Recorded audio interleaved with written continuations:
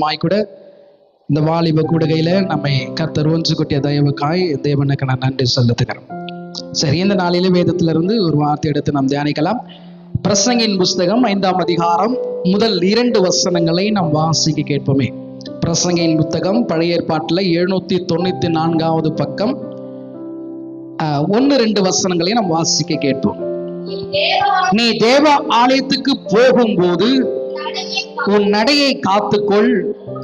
மூடர் பலியிடுவதை போல பலியிடுவதை பார்க்கிலும் செவி கொடுக்க சேர்வதே நலம். தாங்கள் செய்கிறது தீமை என்று அறியாதிருக்கிறார்கள். தேவ சமூகத்தில் நீ துணிகரமாய் உன் வாயினாலே பேசாமலும் மனம் பதறி ஒரு வார்த்தையும் சொல்லாமலும் இரு. தேவன் வானத்தில் இருக்கிறார், நீ பூமியில் இருக்கிறார். ஆதலால் உன் வார்த்தைகள் சுருக்கமாய் இருப்பதாக. கண்களை மூடி எங்கள் அன்பின் ஆண்டவரே, இந்த ஆசீர்வதிக்கப்பட்ட இந்த இரவலிலும் நாங்கள் உம்மை ஆராதித்தோம். ஆண்டவரே, உம்மை துதித்திருக்கிறோம். வார்த்தைக்காய் நாங்கள் காத்து கொண்டிருக்கிறோம். நீர் வார்த்தையாய் கடந்து வந்து எங்கள் மத்தியில வெளிப்படுங்க. இயேசுவின் நாமத்தில் பிதாவே, ஆமென். அல்லேலூயா.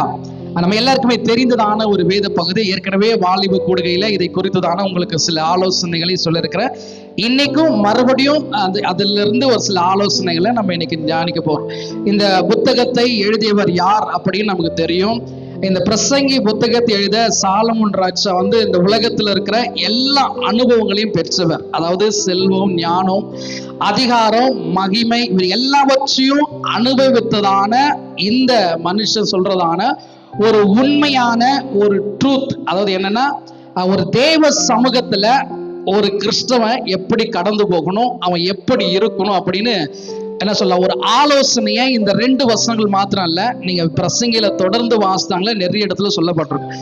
முதலாவது, தேவ சபையில தேவ ஆலயத்துல போகிற வாலிப பிள்ளைங்க, அதாவது ஒரு கிறிஸ்தவன் எப்படி இருக்கணும் அப்படின்னு இந்த 1-2 வசனங்களில நிறைய காரியங்கள் சொல்லப்பட்டிருக்கு. அதுல நான் ஒரு சில காரியங்களை மாத்திரம் சொல்றேன். முதலாவது, ஆலயத்திற்கு போகும் போது, அதாவது சபைக்கு நீங்க வரப்படும் போது எப்படி இருக்குன்னா, உங்க நடையை காத்துக்கொள் அப்படின்னு சொல்லப்படுகிறது. நடை என்பது நம்ம நடக்கிற அந்த வாக்குல நம்ம வாழ்க்கையினுடைய நடத்தை சொல்லப்படுகிறது. அதாவது தேவனுடைய ஆலயம் அப்படின்னா, தாவீது நீங்க வேதத்துல வாசித்து பார்த்தீங்கன்னா, தேவனுடைய கூடாரத்தை, ஆலயத்தை அதிகமாய் வாஞ்சித்த ஒரு மனுஷன் யாருன்னா தாவீது. அநேக இடத்துல அவர் சொல்வதே நாம் கேட்டிருப்போம். ஒரு இடத்துல சொல்றாரு, நானும் மிகுந்த கிருபையினாலே உம்முடைய ஆலயத்துக்குள்ளே பிரவேசித்து பயபக்தியுடன் பணிந்து கொள்ளும், பரலோகத்துக்கு நேராய் பரிசுத்த சிந்தையுடன் பயத்துடன் பணிந்து கொள்ளுன்னு சொல்றாரு. இன்னொரு இடத்துல சொல்றாரு, ஆலயத்துக்கு போவோம் வாருங்கள் அப்படின்னு சொல்லும் போது நான் மகிழ்ச்சியா இருக்கேன்னு சொல்றாரு. இன்னொரு இடத்துல சொல்றாரு, 1000 நாள் நான் வெளியில இருப்பது காட்டிலும் ஒரு நாள் அவருடைய ஆலயத்தில் தங்கியிருப்பதே நல்ல என்று சொல். சோ அவர் அந்த ஆலயத்தினுடைய அந்த மகிமைய, அந்த காரியத்தை அவர் அறிந்ததுனால இப்படிப்பட்ட வார்த்தைகள்லாம் சொன்னார். ஒரு வாலிப பிள்ளை ஆலயத்துக்கு வரும் முன்பு அது எப்படி இருக்குன்னா, தாவீதை போல வரணும். ஆலயத்துக்கு நான் போறேன் அப்படின்னு நீங்க கடந்து வரப்படும் போது சந்தோஷமாய் வரணும். ஏன் நம்மளால சந்தோஷமாய் வர முடியல, ஏன் சில தடைகள் நமக்கு வருதுன்னா, முதலாவது, இனி வர நாட்கள்ல நம்முடைய மைண்ட் செட் எப்படி இருக்குன்னா, இது ஆரம்பத்துல இருந்திருக்கணும். ஏன் இப்ப நான் அதை சொல்றேன்னா, முதலாவது, நான் ஆலயத்துக்கு போறது யாரை பார்க்கனா, ஆண்டவராக இயேசு கிறிஸ்துவ. அதாவது நான் பாவத்தில் இருக்கும்போது என்னை மீட்டெடுத்த, என்னை ரட்சித்த, என் ரட்சிப்பின் சந்தோஷத்தை கொடுத்த, என்னை இம்மட்டும் தடையில்லாமல் கரம் பிடித்து நடத்தி வருகிற பரிசுத்த தகப்பனை நான் பார்க்க போகிறேன் அப்படி என்ற எண்ணம் நமக்குள்ள இருந்துச்சுன்னா, நம்ம மற்ற எந்த ஒரு காரியத்தையும் நம்ம என்ன பண்ண மாட்டோம், நம்முடைய சிந்தையோ தாட்லையும் நம்ம எடுத்துக்க மாட்டோம். ஆனா சில நேரங்களில் நம்ம கோபம், கவலை, பெருமை, பொறாமை இதெல்லாம் இருந்துச்சுன்னு வச்சுங்களேன், ஆலயத்துக்கு வரப்படும் போதே நமக்கு என்ன சொல்லலாம், ஒரு ஆர்வமே இல்லாம நம்ம கடந்து வரும். அது நிறைய பேர் எல்லாருக்குமே இருந்திருக்கும். என்னுடைய வாலிப நாட்கள்ல நான் ஆரம்பத்தில் இருக்கப்படும் போது ஏன் அப்படி எனக்கு அந்த காரியங்கள் வந்ததுன்னா, சபையில இருக்கிற சில பேரால, இப்போ ஒரு சில பேர் நம்ம சொல்ல கேள்விப்பட்டிருப்போம்ல, நான் பிரச்சனைன்னு ஆலயத்துக்கு போனா ஆலயத்திலேயே எனக்கு சில பிரச்சனை தான் எப்படிங்க, அந்த மாதிரி நம்ம மனுஷரை பார்க்கறதுனால என்ன ஆயிடுச்சுன்னா, சில நேரங்களில அப்படிப்பட்ட காரியங்களை நம்ம உணர்கிறோம். எத்தனை பேர் அப்படி யாரும் இல்லையா? அப்படிப்பட்ட சூழ்நிலை வரும். ஏன்னா நம்ம பார்க்க போறது யார? கர்த்தர். ஆனா நாம என்ன நினைச்சிட்டோம், மனுஷங்களை பார்க்க. அப்ப மனுஷங்களை பார்க்க கூடாதான்? அப்படி அல்ல. இந்த ஆரம்ப நாட்கள்ல நான் ஆண்டவரை ஏற்றுக்கொள்ளும் போது, இல்லை நீங்க ஏற்றுக்கொள்ளும் போது உங்களுக்கு எப்படி இருக்குன்னா, ஆலயத்துல இந்த ஞாயிற்றுக்கிழமை மற்ற யூத் மீட்டிங்ல வைக்கும்போது என் சகோதரரை பார்க்க போறேன், என் ஃப்ரெண்டை பார்க்க போறேன், என் நண்பரை பார்க்க போறேன், இன்னைக்கு நாங்க சேர்ந்து பாட போறோம், சேர்ந்து ஆராதிக்க போறோம், இன்னைக்கு இந்த புது பாட்டை நாங்க எப்படியாவது ட்ரை பண்ணி பாடுவோம் அப்படின்னு ஆர்வத்துல வந்திருப்போம். ஆனா போக போக போக போக என்னாச்சு, என்னுடைய வாழ்க்கையினுடைய காரியங்கள் அப்படியே ஒன் பை ஒன்னா என்னாச்சு, பின்வாங்கி போயிடுச்சு. சாலமன் சொல்றார், நீ உன் ஆலயத்துக்கு போகும்போது உன் நடையை காத்துக்கொள். நீ போகும்போது எப்படி போனா சந்தோஷத்தோட வரும். அது ஞாயிற்றுக்கிழமை ஆராதனை மாத்திரம் இல்லை, நீங்க எப்பெல்லாம் ஆண்டவரை எங்க ஆராதிக்க நீங்க போறீங்களோ, எங்கெல்லாம் ஆண்டவரை தொழுது கொள்ள போறீங்களோ அப்பெல்லாம் சந்தோஷமா போங்க. ஏன்னா ஆண்டவர் அதுதான் எதிர்பார்க்கிறார். நீ உள்ள வரப்படும் போது, ஏன்னா நம்ம அநேக கவலையோடு பிரச்சனையோடு வேற சிந்தையோடு நம்ம ஆலயத்திற்குள்ள வந்தோம்னா நம்மளால என்ன பண்ண முடியாதுன்னா ஆண்டவர் உண்மையாக முழு மனசோட தொழுது கொள்ள முடியாது.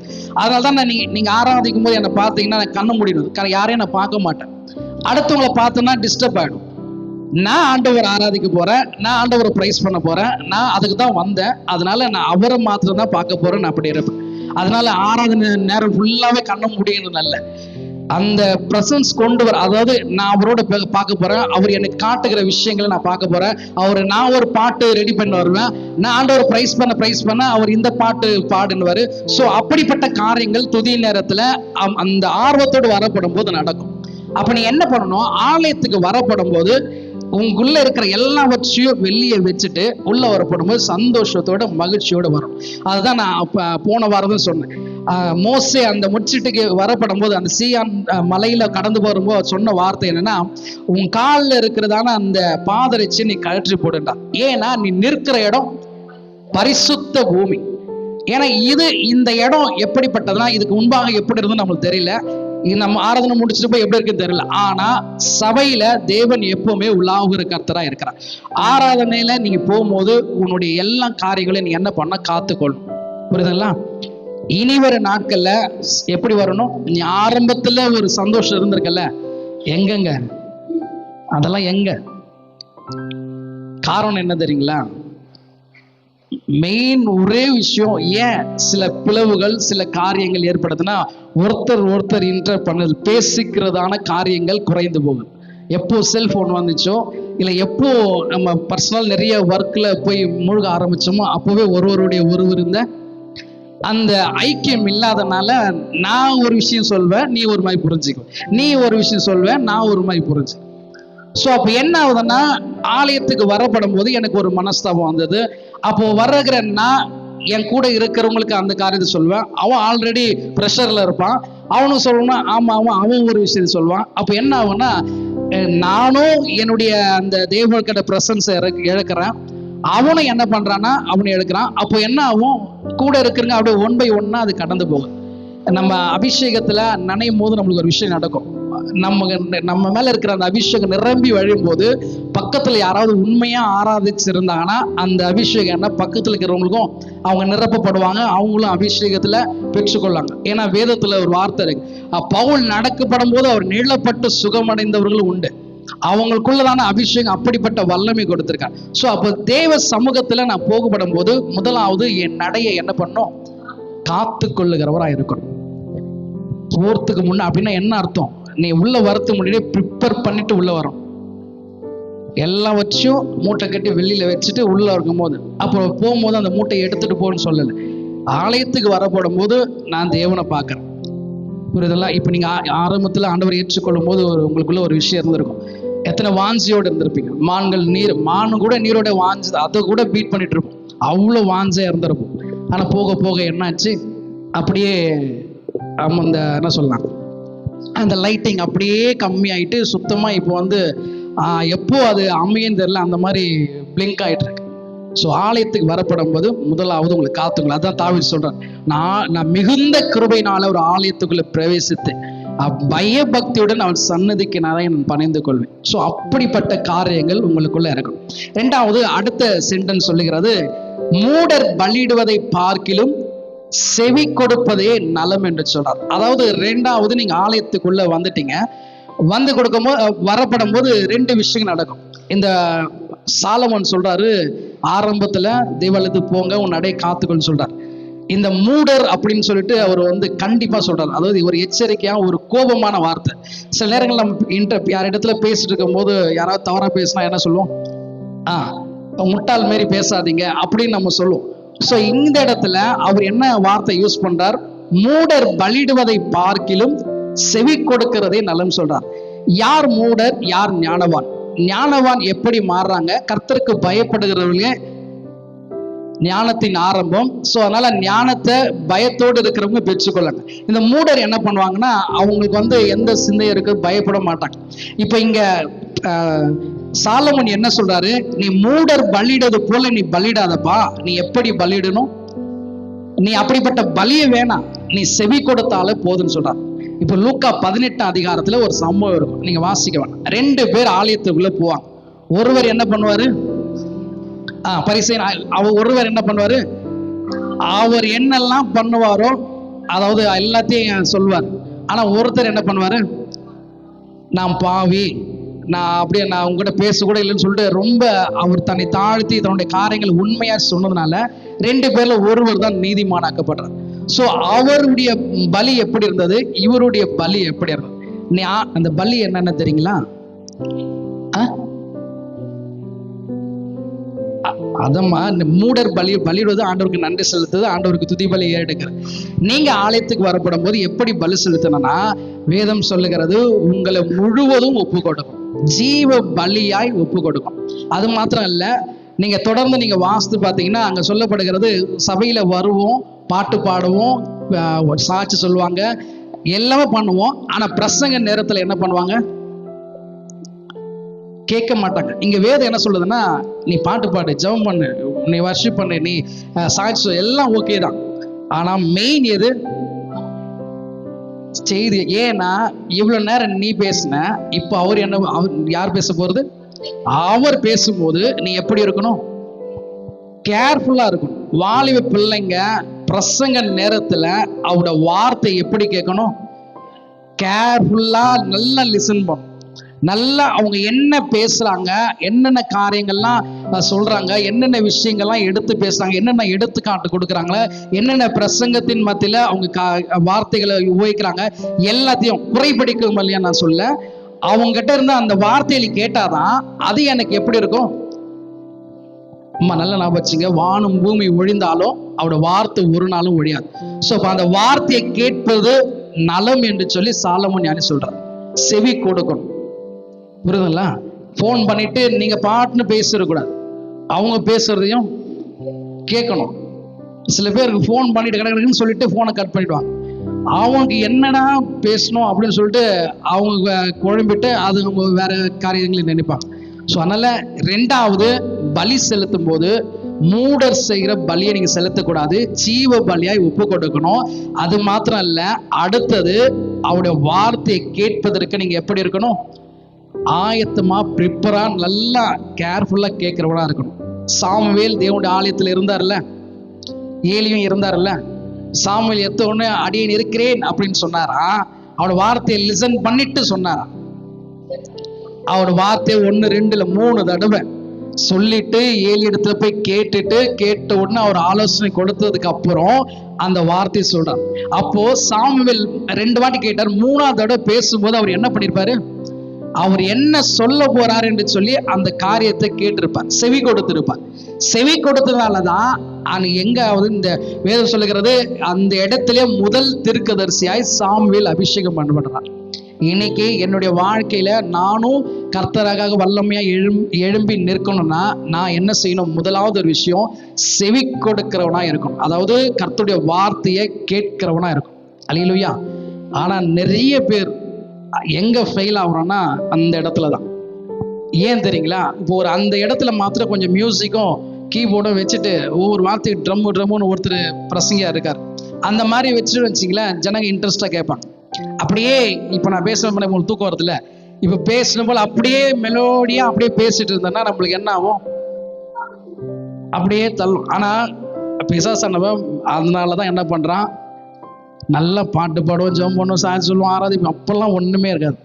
எப்போ செய்திக்கு உட்காரணும் அப்பதான் பக்கத்துல என்ன பண்ணுவாங்க? தண்ணி எடுவாங்க, அப்போதான் பக்கத்தில் தள்ளி போய் உட்காருன்னுவாங்க. அப்போதான் லேட்டாக வந்து ஃப்ரெண்டில் வந்து தள்ளி விட்டு, இதெல்லாம் எதனால ஆகுதுன்னா, நாம ஃபஸ்ட்டு என்ன இல்லை, நம்மளுக்குள்ள மாற்றம் இல்லை, நாம் நிறைய நேரங்களில் இழந்து போயிருக்கோம். ஸோ அதனால் நீங்கள் என்ன பண்ணணும், இனி வர நாட்களில் செவி கொடுக்கிறவர்களாக இருக்கணும். சரி, அடுத்த அந்த 2வது வசனம் சொல்லுகிறது, தேவ சமூகத்தில் நீ என்ன பண்ணக்கூடாது, துணிகரமாய் உன் வாயினால் பேசாமலும் மனம் பதறி ஒரு வார்த்தையும் சொல்லாமலும். இதுதான் ரொம்ப முக்கியமான விஷயம். பேசுகிற நானா இருந்தாலும் சரி, கேட்கிற நீங்களா இருந்தாலும் சரி, தேவனுடைய ஆலயத்தில் எப்படி இருக்கணும், உங்க வாயினால். துணிகரனா நம்ம மற்றவங்களுக்காக பேசணும், அது அல்ல. சில நேரங்களில் சொல்லுவோம்ல, ஆண்டவர் இடத்துல, ஆண்டவரே நீங்க இதை செய்தீங்கன்னா நான் இதை செய்யறேன். ஜெபத்துல சொல்லுவீங்க பார்த்தீங்களா, நீங்க இதை செய்தீங்கன்னா நான் இதை செய்யறேன். இதுலயே இருக்கும் பாருங்க, 4ஆம் வசனம் நினைக்கிறேன், 4-5 வசனங்களை வாசித்து பார்த்தீங்கன்னா, நீ தேவனுக்கு ஒரு பொருத்தனை பண்ணி கொண்டால் அதை செலுத்த தாமதியாதே, அவர் மூடரில் பிரியப்படுகிறதில்லை, நீ நேர்ந்து கொண்டதை செய். ஸோ நீ துணிகரமா என்ன பண்ணுவேன், ஆண்டவரே நீ இதை செஞ்சீங்கன்னா நான் இதை செய்யறேன்னு சொல்லிடுவோம். ஆண்டவரே இனிமேல் நான் பாவமே செய்ய மாட்டேன்னு சொல்லிடுவோம். ஆனா என்ன பண்ணிடுவோம், என்ன ஆண்டவர் செஞ்சிருவாரு, ஆனா நாம செய்ய மாட்டோம். பாவம் செய்ய மாட்டேன்னு சொல்லுவோம், ஆனா துணிகரமா என்ன பண்ணுவோம், பாவத்தை நம்ம செய்கிறவரா இருக்கும். வேதம் சொல்லுகிற தேவோட மனம் பதறி. சில பேர் இந்த ஆண்டவர் அற்புதம் செஞ்சுட்டாரு, இல்லை ஏதோ ஒரு விஷயம் செய்ய போறாருன்னா ஒரு வார்த்தை, இப்போ யாராவது பிரசங்கர் பேசப்படும் போது உடனே நம்ம கை தூக்குறோம்ல, எத்தனை பேர் இனிமேல் பைபிள் வாசிங்க அப்படின்னும் போது டக்குன்னு எல்லாம் கை தூக்கும்ல, மனம் பதறி. சில பேர் ஆமீன் அல்லேலூயா அப்படின்னு சில வார்த்தைகள் நம்ம சொல்லிடுறோம்ல, ஆமீன்னா என்னம்மா, அப்படியே ஆகட்டும். அந்த மாதிரி நம்ம சொல்லிட்டு நீங்க செய்யாம மனம் பதறி நீங்க என்ன பண்ணக்கூடாது. அப்படின்னா என்ன, ஆலயத்தில் நான் பேசக்கூடாதுன்னு அல்ல, நீங்க லிசன் பண்ணீங்கன்னா எதுக்கு ஆமீன் சொல்லணும், எதுக்கு. சில பேர் இங்க ஒருத்தர் வசனம் சொல்லுவாங்க, இன்னொருத்தர் வேற ஒன்று வாசிப்பாங்க. ஏன்னா மனம் பதறி. ஏன் சொல்லுங்க, மற்றவங்க வாசிக்க கூடாதுன்னு நம்ம வாசிக்க கூடாது. நல்லா நான் வச்சுங்க, இது ரொம்ப ஸ்பிரிச்சுவல்ல. அடுத்தவன் செஞ்சிடே கூடாது, நான் தான் ஃபர்ஸ்ட் செய்யணும், அப்படி வேணாம். நான் செய்யணும், நான் பெஸ்டா செய்யணும், நான் 100% கொடுக்கணும். அடுத்தவனை விட 100% இல்லை, நான் 100% கொடுக்கணும். பைபிள் வாசிக்கும் போது கூட கரெக்டா சொல்லப்படும் போது இவங்களுக்கு ஆக்சுவலி அந்த மெமரியில இருக்கும், ஆனா பைபிள் எடுத்துக்க மாட்டாங்க. அவங்க சொன்னோன்னே ஃபர்ஸ்ட் லைன் சொல்லுவாங்க, அடுத்த லைன் வந்து அவங்க தேடிட்டு இருப்பாங்க, இன்னொருத்தர் சொல்லுவாங்க, படிச்சுட்டு இருப்பாங்க, அவங்கள விட மாட்டாங்க. இவங்க தான் அதை படிச்சு முடிக்கிறவருக்கும் விட. அப்படி அல்ல, இது வந்து ஒரு ஆரோக்கியமான விஷயம் தான். சபையில எல்லாருமே பைபிள் வாசிக்கணும். நான் வாலிப நாட்கள் வாலிப கூட்டம் சபையில பெனிஷாக்கா நடத்தும் போது, அது வாலிப கூட்டம் இல்லை, பாஸ்டிங் பீரியட் நடக்கும் போது அவங்க என்ன பண்ணுவாங்கன்னா, ஒரு வார்த்தை சொல்லிட்டு ஃபர்ஸ்ட் லேடிஸை வாசிக்க வைப்பாங்க, அதுக்கப்புறம் ஜென்ஸை வாசிக்க வைப்பாங்க அதே வார்த்தையை. ஆனா இப்ப நம்மளால வாசிக்க முடியுதா? ஜென்ஸு ஒரு சைடு எங்க போனாங்கன்னு தெரியல. தேவனுடைய ஆலயத்துல மனம் பதறி என்ன பண்ணக்கூடாது, ஒரு வார்த்தை கூட நீங்க சொல்லக்கூடாது. உங்களுக்கு யார் என்ன இன்சல்ட் பண்ணாலும், நீங்க என்னெல்லாம் பண்ணிருப்பீங்க அதெல்லாம் தெரியாது. நீங்க லைட்டா ஒரு பதறி ஒரு வார்த்தை சொல்லிக்கல, ஏய் நிறம் பத்தியா, அந்த வார்த்தை தான் அங்க என்ன ஆகும், மார்க் ஆகும். அதுக்குன்னு ஒரு 10 பேர் என்ன பண்ணுவாங்க, நீ அதை சொல்லிடக்கூடாது. அவங்க 1000 விஷயங்கள் சொல்லியிருப்பாங்க, தப்பு, நீ அந்த மாதிரி பேசுனது தப்பு. மனம் பதறி நீங்க சொல்லக்கூடாது. புரியுதுங்களா நான் சொல்ற விஷயம்? புரியுதுங்களா? இனிமே ஒருவேளை இவ்வளவு நாள் நம்ம எப்படியோ இருந்துட்டோம், இல்லை ஏதோ ஒரு காரியங்கள் செஞ்சுட்டோம், இனி ஒரு நாட்கள்ல எது இருந்தாலும், நான் லாஸ்ட் வீக் சொன்னும் போது அதான் சொன்னேன், யார் என்ன பண்ணாலும் என்ன செஞ்சாலும் அப்படியே சைலண்டா இருந்து கடந்து போகும். ஒரு ஆங்கிலத்தில் ஒரு பழமொழி இருக்கு, silent is the best answer. Sometimes, எல்லா டைமும் இல்லை, sometimes silence is the best answer. ஸ்கூல்ல டீச்சர் இருக்கும்போது கேள்விக்கும் போது silence not the best answer, அங்க பதில் சொல்லு. சரி, 3வது மனம் பதறி வார்த்தை சொல்ல. ஏன் சொல்லக்கூடாதுன்னா, அடுத்த லைன் சொல்லப்படுகிறது, தேவன் வானத்தில் இருக்கிறார். என்னமா, நான் பூமியில இருக்கிறேன், யார் எங்க இருக்கா, தேவன் வானத்தில் இருக்கிறார். நம்மளை விட பெரியவர் ஒருத்தர் மேல இருக்கார். புரியுதுங்களா? அது என்ன அர்த்தம்னா, என்னைக்குமே நம்ம எப்படிப்பட்டவர் தான், நம்ம சில நேரங்களில் பெருமை அப்படின்னு நினைக்கிற பத்தி இல்ல, தேவன் வானத்தில் இருக்கிறார். இப்ப நீங்க கிரவுண்ட் ஃப்ளோர்ல வீடு இருந்துட்டு 3rd ஃப்ளோர்ல ஒருத்தர் மேல இருந்து உங்களை வாட்ச் பண்ணா எப்படி இருக்கும்? எப்படி இருக்குங்க? மேல நீங்க இருக்கிறீங்கன்னா உங்களுக்கு எப்படி இருக்கும்? எல்லா விதமான விஷயங்களும் பார்ப்பீங்க. கீழே என்னென்ன நடக்குது. நம்ம சின்னப்பட்டில உங்க வீடு தான் பெரிய லாங் வீடுன்னு நினைச்சிங்களேன். அங்கிருந்து பார்த்தா சரௌண்டிங் எல்லாம் தெரியும்னா உங்களால எல்லாத்தையும் பார்க்க முடியுமா? முடியாது. அப்பெல்லாம் என்ன பண்ணுவீங்க? எல்லாத்தையும் பார்த்து எல்லாத்தையும் சேகரிச்சு வச்சுங்க. என்னைக்கு அவங்க மாட்டினாலும் இந்த டைம்ல இந்த நேரத்துல இதை நீ செஞ்ச, நல்லா வச்சுங்க. ஆண்டவர் எங்க இருக்காரு? வானத்துல இருக்கார். வானத்துல இருந்து அவர் கண்ணை மூணு அப்படி உட்கார்ல. கர்த்தருடைய கண்கள் பூமி எங்கும், நீ மிஸ்ஸாவே ஆக மாட்ட. புரியுதா? எங்க போனாலும், அதாவது தாவீது சொல்றல்ல, நான் வானத்துக்கு போனாலும் அங்க இருக்கீங்க, நான் பாதாளத்துல போனாலும் அங்க இருக்கீங்க, சைட்ல போனாலும் இருப்பாரு, ரைட் சைடு லெஃப்ட் சைடு போனாலும் இருப்பார், எங்க போனாலும் இருப்பார். புரியுதுங்களா? ஸோ அதனால நல்ல ஞாபகம், ஆண்டவர் வானத்தில் இருக்கார். அப்படின்னா ஏன் உங்களுக்கு சொல்றேன்னா, எந்த விஷயங்கள் செய்யப்படும் போதும் தேவன் என்ன கவனித்து கொண்டிருக்கிறார். அந்த நினைப்போட இருங்க. கடைசியாக சொல்லப்படுகிறது, ஆதலால் உன் வார்த்தைகள் சுருக்கமா இருப்பதாக. அல்லேலூயா. அதான் ஆண்டவர் ஜெபம் பண்ணும்போது ஒரு விஷயத்த சொன்னார். வீண் வார்த்தைகளை போன்று அலப்பாதீங்க, நீங்க சிம்பிளா நேரத்துக்கு ஏற்ற போல, அது சொல்லுவாங்களே, டாக்லெஸ் மோர் ஒர்க். இது உங்க மைண்ட்ல வச்சுங்க. உங்களுடைய சபையில உங்களோட வார்த்தைகள் எப்படி இருக்கணும்? சுருக்கமான, எப்படி பிரதருக்கு ப்ரோ, சிஸ்டருக்கு சிஸ், அப்படி அல்ல. சுருக்கமான என்ன? எது கேட்கிறாங்களோ கேள்விக்கு பதில். நாம ஒரு கேள்வி கேட்டா பதில் 2 பதில் இல்லை, சுருக்கமா இருக்கணும். எந்த விஷயமா இருந்தாலும். அதனால யார்கிட்டயும் ஐக்கியமா இருக்க கூடாது நான் சொல்ல வரல. புரியுதுங்களா? ஏன்னா அந்த வேதம் சொல்லுகிற, சாலமோன் ஞானி தேவாலயத்தை கட்டினவர், அதிகாரம் உடையவர், மகிமையினால் நிரப்பப்பட்டவர், எல்லாவற்றையும் அனுபவிச்சவர் சொல்றார், எப்பா நீ என்ன பண்ண, ஆலயத்துக்கு வரும்போது தயவு செஞ்சு உன் வார்த்தை எப்படி இருக்கணும். அதனால பிரசங்க நேரத்தில் அவர் சுருக்கமா முடியும்னு நம்மளால என்ன பண்ண முடியாது. ஆவியானவர் எவ்வளவு நடத்துறாரோ அவ்வளவு நடத்துவார். புரியுங்களா? சுருக்கமான உன்னுடைய வார்த்தைகள் சுருமா இருக்கணும். ஏன்னா ஏன் அதை சாலமோன் ஞானி சொல்றாருன்னா, ஏன்னா இந்த காலம் எப்படின்னா, நீ என்ன பேசுறியோ அதை வார்த்தையை வச்சுதான் உன்னை என்ன பண்ணுவாங்க, அதுல இருந்து ஒரு புதிய காரியத்தை கொண்டு உன்னை லாக் பண்ணுவாங்க. அதான் சொல்றாரு, நீ இங்க மாத்திரம் இல்லை, எங்க இருந்தாலும் யாரிடத்துல இருந்தாலும் எல்லாத்துக்கும் ஒரு லிமிட் இருக்கு. புரியுதுங்களா? ஆனா ஆண்டவருக்கு நமக்கு மாட்டோம் லிமிட், அன்லிமிட்டட் போல, வைஃபை போல, எப்போ வேணா கனெக்ட் ஆயிடுச்சுன்னா சார்ஜ் போற அளவுக்கும் நம்ம என்ன பண்ணணும், யூஸ் பண்ண. அந்த மாதிரி உங்களோட வார்த்தைகள் சுருக்கமா இருக்கட்டும். மற்றவரிடத்துல, ஆலயத்தின் நேரத்துல, தேவனிடத்துல நம்மளோட வார்த்தைகள், உங்களுக்கு என்னெல்லாம் கஷ்டம் இருக்கோ அது எல்லாத்தையும் ஆண்டவர் சமூகத்துல கொடுங்க. நம்ம நினைக்கலாம், நான் முழங்கால் போடுவதற்கு முன்பதாகவே அவர் ஜெபத்தை கேட்கிறவன். அப்படி அல்ல.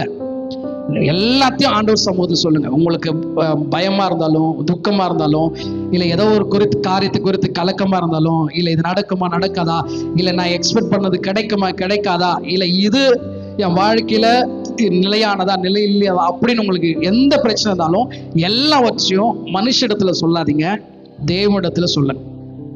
நான் இன்னைக்கும் சொல்றேன், இந்த 5 காரியத்தை மறக்காதீங்க. தேவாலயத்துக்கு போகும்போது உன் நடையனை காத்துக்கொள். தேவாலயம் போகும்போது உன்னை ஜீவ பலியா ஒப்பு கொடுக்கணும்.